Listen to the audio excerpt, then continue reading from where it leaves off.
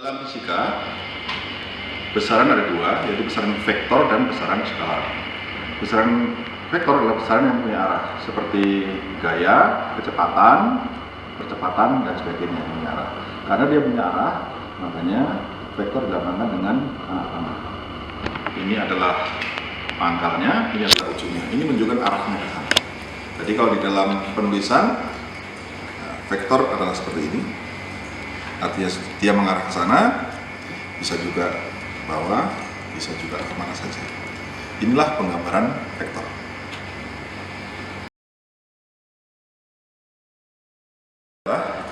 Penjumlahan vektor yang searah. Misalkan ini ada sebuah vektor, misalnya ada sebuah gaya, besarnya adalah 6 Newton misalnya.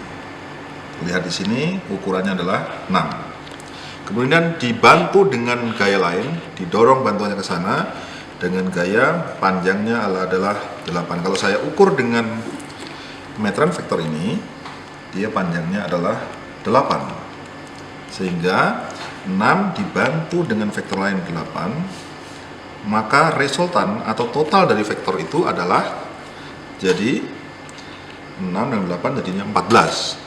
Kalau kita ukur dengan meteran vektor ini, maka persis dia juga sama dengan 14.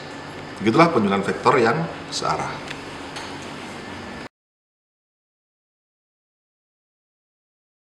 Berikutnya adalah penjumlahan vektor dengan arah yang berlawanan atau pengurangan vektor.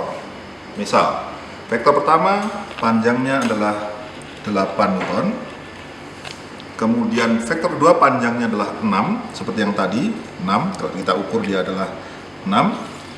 Tetapi arahnya sekarang berlawanan, maka kita sambungkan seperti yang tadi, namun arahnya berbalik ke sana. Di mana resultannya? Resultan vektor dilihat dari mana pangkalnya dia pertama, dan terakhir ujungnya di mana. Kalau kita ukur dari sini ke sini, maka dia panjangnya adalah 2.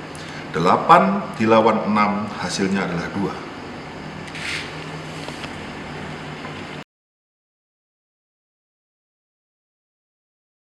Dua buah vektor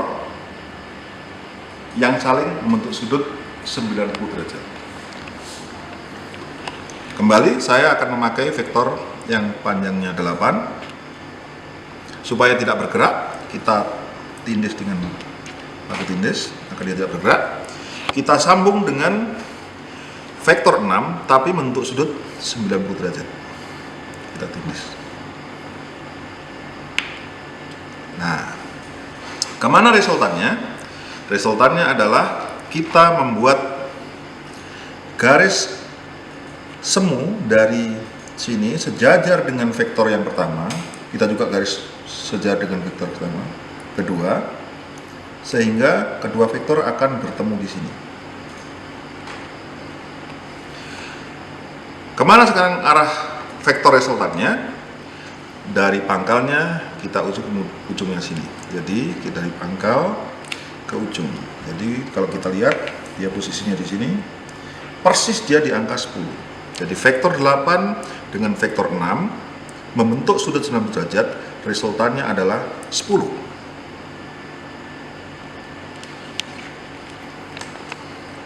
Lain untuk menjumlahkan vektor dengan sudut 90 derajat adalah dengan cara vektor yang kedua kita sambungkan dengan vektor yang pertama.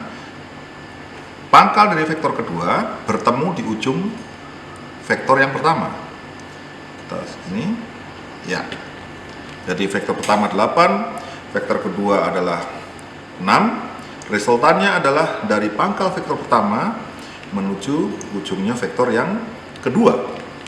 Kita ukur dari pertama sampai kedua, persis di angka 10, sama dengan cara yang pertama. Ini adalah cara penjumlahan vektor dengan cara segitiga. Berikutnya adalah bagaimana kalau kita punya 3 buah vektor. Misalnya vektor pertama seperti ini, vektor kedua misalnya begini, sambung ke sana.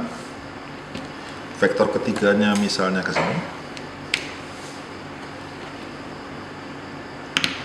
Berapa resultan 3 vektor itu? Seperti yang tadi, kita ukur dari pangkal yang pertama sampai dengan ujung yang terakhir. Kita tinggal mengukur dari sini, sini. Maka akan terbaca di meteran vektor. Itulah resultan dari 3 buah vektor itu.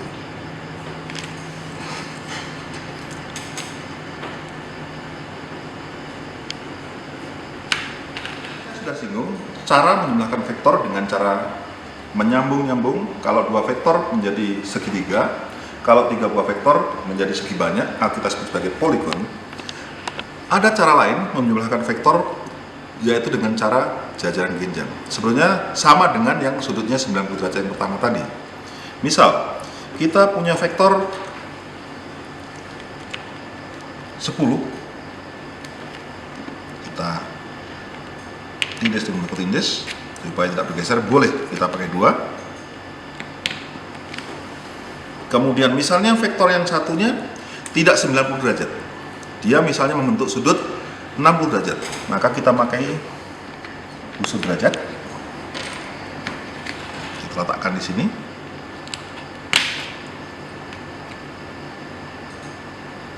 Nah, 60 derajat adalah di sini.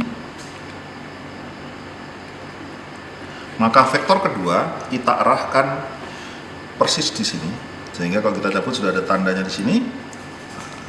Ya, ini adalah membentuk sudut 60 derajat. Kita tindis juga. Kemana resultannya sekarang? Sama. Kita membuat garis semu dari sini sejajar dengan vektor pertama, panjangnya juga sama. Jadi kalau kita lihat dia sejajarnya sampai di sana, kemudian kita buat juga sejajar dengan ini. Ya, kira-kira ketemunya adalah di sini. Dia akan ketemu di sini. Maka berapa resultannya? Kita tinggal mengukur dari pertama sini sampai dengan akhir sini. Maka kelihatan sekali hasilnya adalah di angka 20. Itulah resultan dari vektor yang membentuk sudut tidak 90 derajat dengan cara yang sama. Demikianlah sekilas penggunaan tentang papan vektor multiguna. Hasil dari penggunaan vektor multiguna ini bisa dibuktikan dengan rumus yang ada, yaitu resultan vektor sama dengan akar dari V1 kuadrat tambah V2 kuadrat ditambah 2V1 V2 cos theta. Hasilnya akan sama dengan pengukuran langsung dengan menggunakan papan vektor. Terima kasih.